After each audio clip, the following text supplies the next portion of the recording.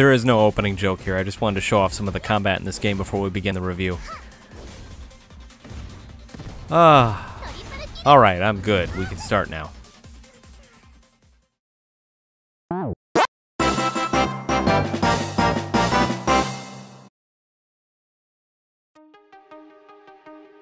What happens when a satellite laboratory named the Lifestream falls out of orbit and begins crashing towards Earth? What happens when the only hope to save the Earth, the satellite and all its research, is a lone, injured android? What happens when that lone, injured android can't move due to its injuries and begins calling for help? What happens when the only hope for the android, the satellite, the research, and the Earth is you?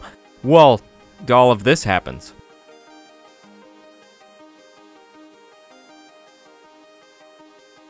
A lone android named Rona is alone, injured, and close to death aboard the orbital laboratory, the Lifestream. In a final desperate attempt to get some help, she connects to an Earth network, hoping anyone out there can give her a hand. Luckily, you just happen to be doing something somewhere and catch her signal. Tuning in, you decide to help her and activate her emergency repair. Unfortunately, repairs will only fix her physical damage. Her movement is damaged too far beyond repair. Making a snap decision, Rona decides to relinquish control of her movement to you. Just like that, a human who has no idea the danger the Earth is in, who is likely sitting in the most awkward position in their chair while trying to figure out if they can eat that slice of pizza stuck to your face without using your hands, takes over a Metallic Child in an attempt to save us all. Metallic Child's story is pretty by the books in terms of progression and twists, but it does have that slight edge of interest even after meeting the literally 4 characters in this game. 4 characters which you immediately figure out the archetypes for and begin thinking of even more interesting scenarios for their storylines. Yeah, each boss has several speaking lines with Rona as well to further establish the bond you're destroying by making these different models of Metallic Childs fight each other, but it all falls a little flat. Even if it does, the combat is definitely the focus of this experience.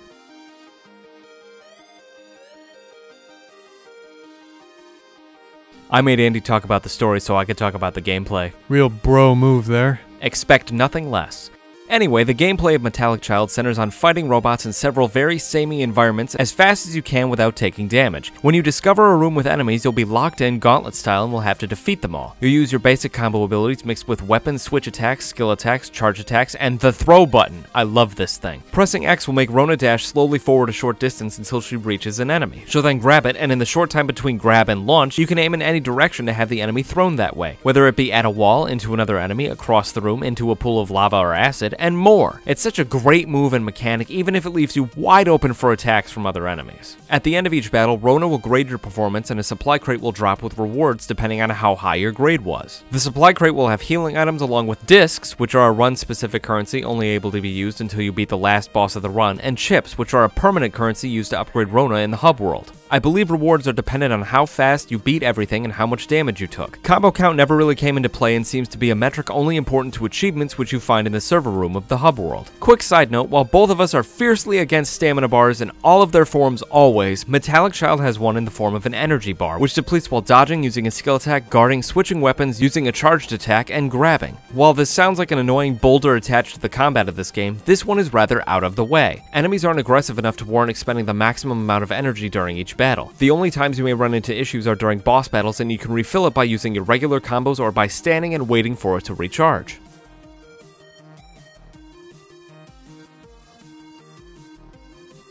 Basic combat is neat and flashy and all that, but where Metallic Child shines, and becomes way more confusing, is in the layers there are to the combat. First and foremost, the weapon you pick. There are 3 different types, with several dozen skins each that will only change their look and the skill attack they can perform. Fists, swords, and hammers. While holding fists or hammers, you can press the dodge button to well, dodge. But with the sword, this button guards. If you press guard at the perfect moment, you can perform a just guard with this, and perform some counterattacks afterward. Play your way with your weapon, and always be on the lookout for better versions of them in each dungeon. The next layer to combat is cores. Treasure chests, supply crates, and enemies will sometimes drop these spherical wonders. You can also rip them right out of enemies' bodies. Upon consumption, Rona will gain a temporary power-up or debuff at random. Regular cores will increase Rona's attacks, let her grab bigger robots, and more. Bugged cores will bestow a debuff such as slower movement, lower screen resolution, and more. The bugged cores actually add a sense of reality to this game in that they affect the screen you're viewing the game from, meaning you are not just an out-of-reality bystander watching this happen, you control a camera in the facility, following Rona around on her adventure. That's actually pretty cool. The next layer beyond even cores are super cores. Sometimes when going through each dungeon, you'll encounter this formless energy. This is supercore energy, or if it is read,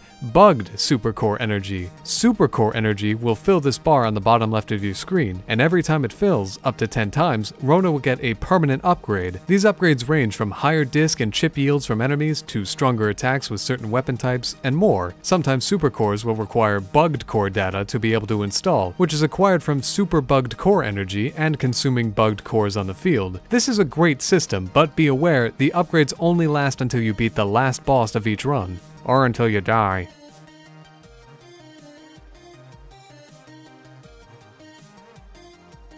Metallic Child is a somewhat polished game, but there are still some issues that need addressing. First, chips. These are the currency used to upgrade Rona in the hub world, as well as buy different outfits with different permanent effects. Chips feel like they are an extremely short supply due to each run only affording you about 100 of them, while you may have an upwards of 1,000 unused discs at the end. With most upgrades and costumes costing over 300 chips each, I wish each run gave me more chips at the end or had an exchange rate of discs to chips so the former wouldn't go to waste. You can also aim to complete achievements which will give you small piles of chips, but that is also a huge time consumer. You'll want to collect the 1,000 chip reference costumes that give you different weapons among other things, but to do that you'll have to replay dungeons several times to even scratch the surface of their cost. Second, the Switch version is actually incomplete. In the server room of the hub area, there are different terminals that will allow you to see your achievements, view information about Metallic Child, and more. While 3 of these terminals, Fan Art, Recovery, and Record D, are completely unusable. They're not broken or anything, they just haven't been added to this version of the game yet. It would have been interesting to learn more about the orbital satellite laboratory that the game takes place in, or view some of the fan art as I went through the game. I guess my suggested fix for this game would have been to delay the game so you can implement whatever content these terminals were meant to have.